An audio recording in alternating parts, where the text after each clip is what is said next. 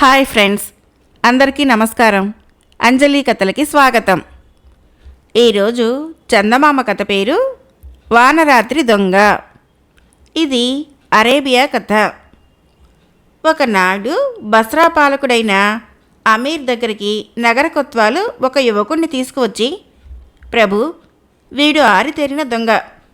రాత్రి జడివాన కురుస్తున్న తరుణంలో మన నగర శ్రీమంతుల్లో ఒకడైన దావూద్ ఖాన్ ఇంట ప్రవేశించి దొరికిపోయాడు అని చెప్పాడు. అమీరు ఆ యువకుడికేసి చీదరపడుతున్నట్టు చూసి అంతలోనే ఆశ్చర్యపోయాడు. వాడిలో దొంగ లక్షణాలు లేకపోగా ఎంతో హుందాతనం కనిపించింది. దొంగతనం చేసేందుకే ఆ ఇంట ప్రవేశించావా అని అమీరు ఆ యువకుణ్ణి ప్రశ్నించాడు. అవును ప్రభు అన్నాడు యువకుడు వినయంగా. అలాగా, అయితే నువ్వు చేసిన ఆ నేరానికి శిక్ష ఏమిటో తెలుసా? చేతులు రెండు ఖండించటం అన్నాడు అమీర్. యువకుడు తలాడించి ఊరుకున్నాడు. వాడికి తాను నిర్దోషినని వేడుకోవటం ఇష్టం లేదని గ్రహించిన అమీరు, సరే, వీణ్ణి ఖైదీలో వెయ్యి, రేపు శిక్ష అమలు చేస్తాను అన్నాడు కొత్వాలుతో. ఆ రాత్రి అమీరు ఖైదీలుండే కొట్లకేసి వెళ్ళాడు. అక్కడ అతడికి ఎవరో శ్రావ్యంగా పాడుతూ ఉండటం వినిపించింది. అమీరు ఆ దిక్కుకు వెళ్ళి ఆ పాడుతున్నది రేపు శిక్ష పొందనున్న యువకుడు అని తెలుసుకున్నాడు. అమీర్ వాణ్ణి సమీపించి, నువ్వు దొంగవు కావన్న అనుమానము నాకు కలిగింది. రేపు నిన్ను చేతులు నరికేందుకు వధ్యస్థానానికి తీసుకువెళ్ళినప్పుడు అక్కడ చేరిన జనం ఎదుట మరొకసారి ప్రశ్నిస్తాను. ఆ శ్రీమంతుడి ఇంట దొంగతనానికి కాక మరెందుకో ప్రవేశించినట్లు చెప్పు. ఆ స్వల్ప నేరానికి నిన్ను 1 నెల పాటు ఖైదు చేయించి విడుదల చేస్తాను అన్నాడు. ప్రభు, తమ దయకు చాలా కృతజ్ఞుణ్ణి అన్నాడు యువకుడు ఎంతో వినయంగా. వాడు రేపు తన సలహా ప్రకారము చేయగలడన్న నమ్మకము వజీరుకు కలిగింది. మరుసటి రోజున శిక్ష అమలు జరగగలదని తెలిసి నగరవాసులు వేల సంఖ్యలో అక్కడికి చేరారు. అమీరు ఇతర ఉద్యోగులు ఎత్తుగా ఉన్న వేదిక మీద కూర్చొని ఉన్నారు. భటులు యువకుణ్ణి అక్కడికి తీసుకుపోయి నిలబెట్టారు. అప్పుడు అమీరు పెద్దగా యువకుణ్ణి, నువ్వు ఆ ఇంట ప్రవేశించింది వేరే పని మీద తప్ప దొంగతనానికి కాదు గదా? ఆ ఇంట్లో ఎరిగి ఉన్న వాళ్ళెవరితోనో అవసరమైన పనిబడి వెళ్ళావు, అవునా అని ప్రశ్నించాడు. ప్రభు, ఆ ఇంట్లో నాకే ఇతర పని లేదు అన్నాడు యువకుడు. ఈ జవాబు విని అమీరు చిరాకు పడ్డాడు. శిక్ష నుంచి తప్పించుకునేందుకు తాను ఇచ్చిన సలహా వృధా అయింది. వీడు మూర్ఖుడై ఉండాలి అనుకున్నాడు ఆయన. సరే, వీడి చేతులు 2 నరకండి అని ఆజ్ఞాపించాడు అమీరు. భటుడొకడు కత్తి ఎత్తి వాణ్ణి సమీపిస్తూ ఉండగా జనంలో నుంచి ఒక యువతి వేగంగా వేదిక మీదకు పోయి యువకుడికి కత్తి ఎత్తిన భటుడికి మధ్య నిలబడి, కావాలంటే నా చేతులు నరకండి, ఈ యువకుడు అబద్ధం చెబుతున్నాడు అన్నది తీవ్రస్వరంతో. అమీరు భటుణ్ణి దూరంగా వెళ్ళమని కన్నీళ్లతో నిలబడిన యువతిని, నువ్వు వాస్తవంగా జరిగిందేంటో చెప్పగలవా అని అడిగాడు. అప్పుడు ఆ యువతి కన్నీళ్లు తుడుచుకొని ఇలా చెప్పింది. కొన్నేళ్ల క్రితము ఆమె కుటుంబము బస్రాలో కాక మరొక నగరంలో ఉండేది. అక్కడ వాళ్ళు నివసిస్తున్న ఇంటి పక్కన ఒక ధనికుడి భవనం ఉండేది. ఈ యువకుడు ఆ ధనికుడి కుమారుడు. ఆమె కుటుంబానికి ధనికుడి కుటుంబానికి మధ్య మంచి స్నేహ సంబంధాలున్న కారణంగా ఆమెను ఆ యువకుడికిచ్చి వివాహం చేయాలన్న ఆలోచన కూడా పెద్దలలో కలిగింది. అయితే హఠాత్తుగా యువతి కుటుంబము బస్రా పట్టణానికి వచ్చి స్థిరపడింది. యువకుడి కుటుంబము ఏదో కారణం వలన ఆర్థికంగా బాగా చితికిపోయింది. 2 కుటుంబాల మధ్య రాకపోకలంటూ లేవు. యువకుడు 2 రోజుల క్రితము పని మీద బస్రా వచ్చాడు. రాత్రి అతడు తాను దిగిన సత్రానికి వెళుతూ ఉరుములతో మెరుపులతో కురుస్తున్న వానలో చిక్కుకున్నాడు. వాన తగ్గే వరకు తలదాచుకుందామని అతడు ఒక ఇంటి మెట్లెక్కి దాని అరుగు మీదకి వెళ్ళాడు. ఆ ఇల్లు ఒకప్పుడు తన పొరుగున నివసించిన యువతి కుటుంబానిదని అతడికి తెలియదు. అయితే మెరుపుల కాంతిలో కిటికీలో నుంచి అతన్ని చూసిన యువతి అతడెవరైంది గుర్తించి తలుపు తీసి లోపలికి తీసుకుపోయింది. ఆమె బాగా తడిసిపోయి ఉన్నా అతడికి ఒళ్ళు తుడుచుకునేటందుకు పొడి బట్ట ఇచ్చింది. ఆ సమయంలో ఇంట్లో అందరూ నిద్రపోతున్నారు. యువతి యువకుడు ఒక గంట కాలం అది ఇది మాట్లాడుకున్నారు. మాటల సందర్భంలో ఆమె తనకు ఒక ధనిక వర్తకుడి కుమారుడితో వివాహం నిశ్చయమైపోయిందని, కానున్న మామగారు ఇప్పుడు ఇంట్లోనే ఉన్నారని చెప్పింది. అప్పుడు యువకుడు నవ్వి, ఇంత రాత్రివేళ నేను నీ గదిలో ఉన్నానని తెలిస్తే ఏం జరుగుతుంది అన్నాడు. అందుకు జవాబుగా యువతి కూడా నవ్వి, మా వాళ్ళు ఈ సమయంలో నిన్ను చూడటం జరిగితే నేను వెంటనే దొంగ దొంగ అని అరుస్తాను. నువ్వు కూడా నా గౌరవం కాపాడేటందుకు దొంగవని ఒప్పుకోక తప్పదు అన్నది. కొద్దిసేపటికి వాన తగ్గిపోగానే యువకుడు గదిలో నుంచి బయటికి వచ్చాడు. అది చూసిన సేవకుడొకడు దొంగ దొంగ అంటూ కేకలు పెట్టాడు. నిద్రపోతున్న వాళ్ళందరూ లేచి పారిపోతున్న యువకుణ్ణి పట్టుకున్నారు. ఆ యువతి తల్లిదండ్రులకు అతడెవరో తెలుసు. అయినా కానున్న వియ్యంకుడు తమ కుమార్తె శీలాన్ని శంకిస్తాడని వాళ్ళు ఎరగనట్లు ఊరుకున్నారు. అంతా విన్న అమీరు రుమాలుతో ఒకసారి కళ్ళద్దుకొని అక్కడ చేరిన జనాన్ని ఉద్దేశించి, ఈ యువకుడు అత్యంత ధైర్యశాలి, నిజాయితీపరుడు కూడా. ఒక అమాయకురాలైన యువతికి ఎలాంటి కళంకము రాకుండా ఉండేటందుకు గాను తన 2 చేతుల్ని కోల్పోయేందుకు సిద్ధపడ్డాడు. త్యాగమంటే అది. నాకు కుమార్తె లేదు గాని ఉంటే ఆమెను ఇతడికిచ్చి నా అల్లుడిగా చేసుకునేవాడిని అన్నాడు. ఆ మరుక్షణము యువతి తండ్రి జనంలో నుంచి వజీర్ దగ్గరికి వచ్చి అతడికి నమస్కరించి, ప్రభు, నా కుమార్తెను ఈ యువకుడికిచ్చి వివాహం చేసేందుకు అనుమతించండి. ఇతడెవరైనది చెప్పకుండా అందరినీ మభ్యపెట్టినందుకు సిగ్గుపడుతున్నాను అన్నాడు.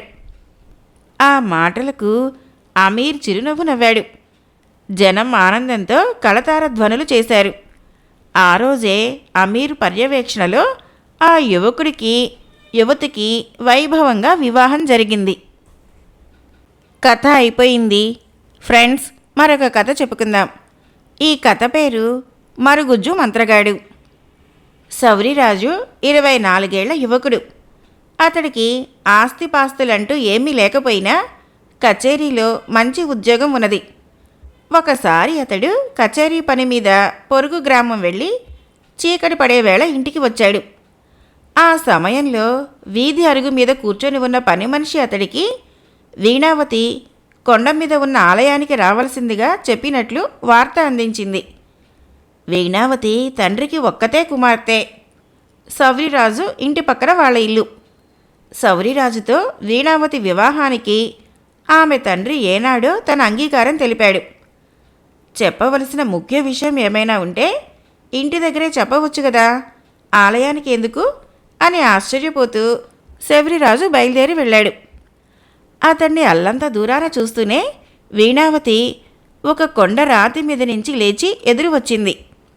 సౌరిరాజు చిన్నగా నవ్వుతూ, ఏమిటంత ముఖ్య విషయము? మీ నాన్న మన పెళ్లి ముహూర్తం నిశ్చయించాడా అని అడిగాడు. వీణావతి పొర్లి వచ్చే దుఃఖాన్ని ఆపుకుంటూ, అవును, ఎల్లుండే ముహూర్తం. అయితే పెళ్లి కొడుకు నువ్వు మాత్రం కాదు అన్నది. సౌరిరాజు నిర్ఘాంతపోయి, అసలేం జరిగింది అని అడిగాడు. వీణావతి జరిగిందంతా అతడికి ఇలా చెప్పింది. నిన్న అనుకోకుండా ఆమె తండ్రి చిన్ననాటి స్నేహితుడు ఒక ఆయన వాళ్ళ ఇంటికి వచ్చాడు. ఆయన సముద్ర వ్యాపారంలో లక్షలు గడించాడట. వెంట వచ్చిన ఆయన కొడుక్కి వీణావతి నచ్చింది.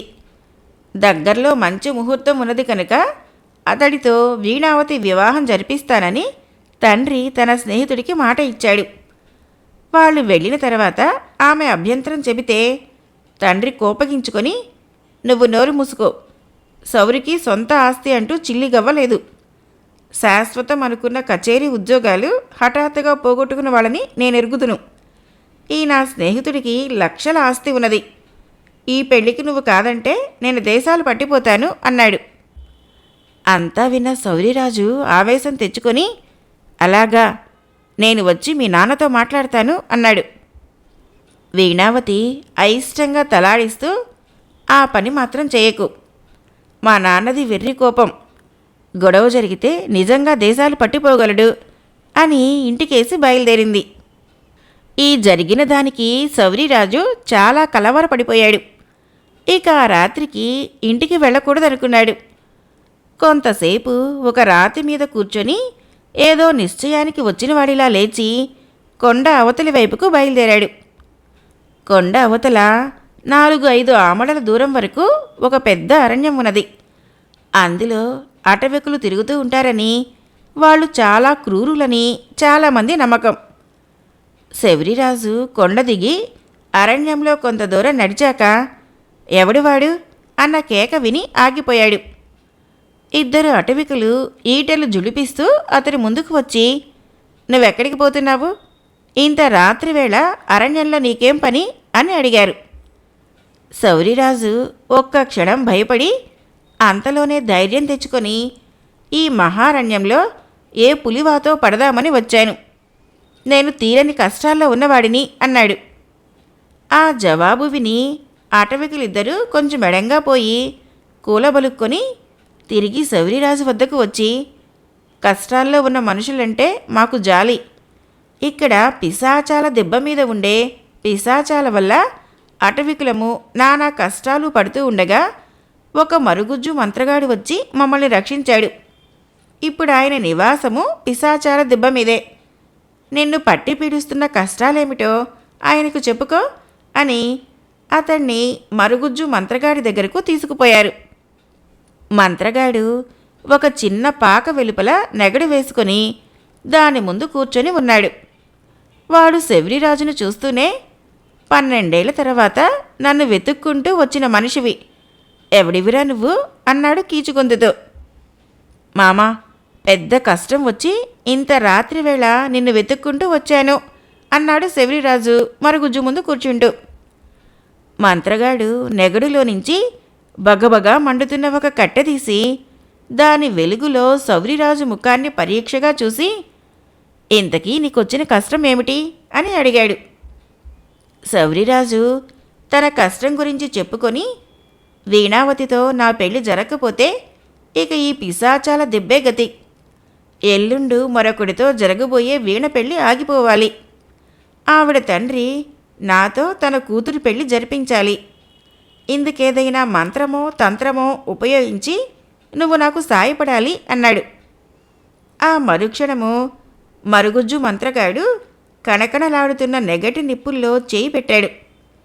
వెంటనే నీళ్లు పోసినట్టుగా నెగడు ఆరిపోయి అందులో నల్లటి బొగ్గులు బయటపడినాయి. మంత్రగాడు ఒక బొగ్గు తీసి నుదుటికి ఆనించుకొని ఏదో మంత్రం చదివి దాన్ని శబరిరాజుకిస్తూ, నువ్వు చేసుకోవాలనుకుంటున్న అమ్మాయిని ఈ బొగ్గును బెల్లం నమిలినట్టు నమిలి మింగమను అన్నాడు. శబరిరాజు వాడిని ఏదో అడగబోయాడు.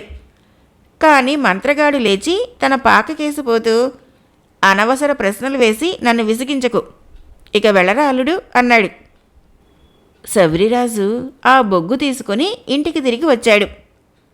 తర్వాత కొంతసేపటికి వీణావతి పడుకునే గది కిటికీ దగ్గరకు పోయి దాని రెక్క మీద చిన్నగా తట్టాడు. వీణావతి వెంటనే వచ్చి కిటికీ రెక్కలు తెరిచింది. అతడు చిన్న గొంతుతో, నన్నేమీ ప్రశ్నించక ఈ బొగ్గు నమిలిమింగు అని బొగ్గును ఆమెకి ఇచ్చాడు. వీణావతి సరే అన్నట్టు తల ఊపగానే శబరిరాజు తృప్తిగా తన ఇంటికి వెళ్ళిపోయాడు. తెల్లవారాక వీణావతిని నిద్రలేప వచ్చిన అమ్మలక్కలు ఆమెను చూస్తూనే కెవ్వుమన్నారు. ఆమె పచ్చని పసిమి రంగు శరీరఛాయ నల్లని బొగ్గు రంగులోకి మారి ఉన్నది. ఈ జరిగిన వింత క్షణాల మీద ఊరంతా తెలిసిపోయింది. మగపెళ్లివారు ఈ వార్త విని వీణను చూడవచ్చి, ఇదేం చిత్రం, ఈ పిల్ల మాకొద్దు, ఇదేదో రంగులు మార్చే భూతం లక్షణం అని వెళ్ళిపోయారు. వీణావతి తండ్రి నిరాశతో తల పట్టుకొని కూర్చున్నాడు. ఇలా ఎందుకు జరిగిందో ఎంత ఆలోచించినా అతడికి అర్థం కాలేదు. ఎంత కట్నం డబ్బు వెదజలినా ఈ రూపంతో ఉన్న కూతురు పెళ్ళి తను జన్మలో చేయలేడు. ఆయన కచేరీకి పోతున్న శబరిరాజును ఆపి, బాబు, నీకు వీణ అంటే ప్రాణంతో సమానమని నాకు తెలుసు. గిట్టని వాళ్ళెవరో దానికి చేతబడి చేశారు. రేపు ముహూర్తానికి అమ్మాయిని పెళ్లాడి నా పరువు నిలుపు అంటూ చేతులు పట్టుకున్నాడు. శబరిరాజు వెంటనే, సరే మీ ఇష్టం, నాకెలాంటి అభ్యంతరమూ లేదు అన్నాడు. ఆ మాటలు విన్న వీణావతి కళ్ళనీళ్లు పెట్టుకొని, శౌరి, నాలాంటి కురూపి నీకు తగదు అన్నది. శబరిరాజు చిరునవ్వు నవ్వి ఆ రాత్రి తిరిగి మరుగుజ్జు మంత్రగాడి దగ్గరికి వెళ్ళాడు. వాడు శబరిరాజును చూస్తూనే, ఏరా అల్లుడు, మన పథకం పారింది కదా అన్నాడు ఉత్సాహంగా. పారకేం, ఆ పెళ్లి కొడుకు తరపు వాళ్ళు ఠారుమని పారిపోయారు. రేపే వీణతో నా పెళ్ళి. నిన్నటి మంత్రపు బొగ్గుకు విరుగుడు ఇస్తే నీ ఆశీర్వాదం కూడా తీసుకుని వెళ్ళిపోతాను అన్నాడు శబరిరాజు. విరుగుడేమిటి? అలాంటిదేమీ నా దగ్గర లేదే అన్నాడు మంత్రగాడు. శబరిరాజు నిర్ఘాంతపడి, అయితే వీణ ఎప్పుడు అలా కారు నలుపు రంగుతో ఉండిపోవలసిందేనా అని అడిగాడు. ఆహా, అంతేగా మరి. అయినా ఆ పిల్ల అంటే నీకు చాలా ప్రేమ కదా. పిల్ల మారలేదు, రంగు మారింది అంతే. ఇప్పుడు నువ్వు ఆ కురూపిని చేసుకునేందుకు సంశయిస్తున్నావన్నమాట. సరే, మరెక్కడైనా అందంగా ఉన్న అమ్మాయిని చూసి పెళ్ళాడు అన్నాడు మంత్రగాడు. శబరిరాజు వాడి మాటలకు నొచ్చుకొని, వీణ కురూపి అయిందని నేను పెళ్లాడటానికి ఇష్టపడటం లేదని అనుకోకు. ఆమె తాను నాకు తగనంటూ దుఃఖిస్తున్నది. ఆ మంత్రించిన బొగ్గు నాకు ఇవ్వు, అప్పుడు ఇద్దరం ఒకేలాగా ఉంటాం. ఆవిడకే బాధ ఉండదు అన్నాడు. ఒరే అల్లుడు, నిజంగా నీ ప్రేమ గొప్పది. ఆ సంగతి తెలుసుకునేందుకే అలా అన్నాను అని మంత్రగాడు పక్కన ఉన్న బుట్టలో నుంచి ఒక జామ పండు తీసి దాన్ని మంత్రించి శబరిరాజుకి ఇచ్చి, దీన్ని నీ కాబోయే భార్య తింటే ఎప్పటి రంగు వచ్చేస్తుంది అన్నాడు. శబరిరాజు పండు తీసుకుని, పెళ్ళయ్యాక ఏదో ఒక రోజున మేమిద్దరము ఇక్కడికి వస్తాం. నీ మేలు మర్చిపోలేం సుమా అన్నాడు. అందుకు మరుగుజ్జు మంత్రగాడు కటువుగా, మర్చిపో, నన్ను నేను చేసిన మేలును కూడా మర్చిపో. నన్ను గురించి ఎవరికీ చెప్పకు. ఏనాడు నా దగ్గరికి రాకు. ఈ అరణ్యంలో కల్లా కపటం మెరగని అటవికుల మధ్య నన్ను ప్రశాంతంగా బతకని. ఇక వెళ్ళు అన్నాడు ఆజ్ఞాపిస్తున్నట్లుగా. శబరిరాజు ఇంటికి తిరిగి వచ్చి మంత్రగాడిచ్చిన జామపండును వీణావతికి ఇచ్చాడు. ఆ పండు తిన్నాక ఆమె మునుపటిలాగా పచ్చని పసిమి రంగుతో కళకళలాడిపోయింది. మర్నాడు ఎప్పటి అందంతో పెళ్లిపీటల మీద శబరిరాజు పక్కన కూర్చున్న వీణావతిని చూసి ఆమె తండ్రితో పాటు అందరూ ఎక్కడ లేని ఆశ్చర్యము పొందారు. కథ అయిపోయింది. మరొక చిన్న కథ చెప్పుకుందాం. కథ పేరు తొందరపాటు. సురేంద్రుడనే రాజు తన కుమారుణ్ణి విద్యాభ్యాసం కోసం శ్రీకర్ణుడు అనే గురువు నడుపుతున్న గురుకులానికి పంపించాడు. 1 సంవత్సరం తర్వాత ఆయన గురుకులాన్ని చూడబోయి తన కుమారుడి విద్యాభ్యాసము సంతృప్తికరంగా లేదని భావించాడు. ఈ విషయము శ్రీకర్ణుడితో ప్రస్తావిస్తూ, గురువర్య, రాకుమారుడి విద్యాభ్యాసము శీఘ్రంగా ముగిసే ఏర్పాటు చేయలేరా? అతడి విద్యాభ్యాసము 2-3 సంవత్సరాల్లో ముగిసిపోతే బాగుంటుంది అన్నాడు. దానికి శ్రీకర్ణుడు ఆ పక్కనే ఒక విద్యాభవనం నిర్మించేందుకు తెప్పించి కుప్పలుగా పోసి ఉన్న రాళ్ళు, కలపాలాంటి వాటిని రాజుకు చూపిస్తూ, మహారాజా, ఈ ముడి సరుకును ఉపయోగించి అన్ని హంగులు ఉన్న భవనం నిర్మించటానికి కనీసం 1 సంవత్సర కాలం పట్టవచ్చు. అదే ఒక పూరి గుడిసె కట్టడానికి 4-5 రోజులు చాలు. అయితే మన హంగుకు, హోదాకు సరిపడేది పూరి గుడిసా లేక భవనమా అన్నది మనం ముందు తేల్చుకోవాలి అన్నాడు. ఈ జవాబు విన్న తర్వాత రాజుకి తన తొందరపాటు తెలిసి వచ్చింది. ఆయన రాకుమారుడి విద్యాభ్యాసము తతిమ్మ అందరు విద్యార్థులతో పాటు జరపవలసిందిగా శ్రీకరుణ్ణి కోరి సెలవు తీసుకున్నాడు. కథ అయిపోయింది. ఫ్రెండ్స్, నా కథలు నచ్చినట్లయితే మన ఛానల్ని తప్పకుండా సబ్స్క్రైబ్ చేయండి, లైక్ చేయండి, షేర్ చేయండి, కామెంట్ చేయండి. Thank you.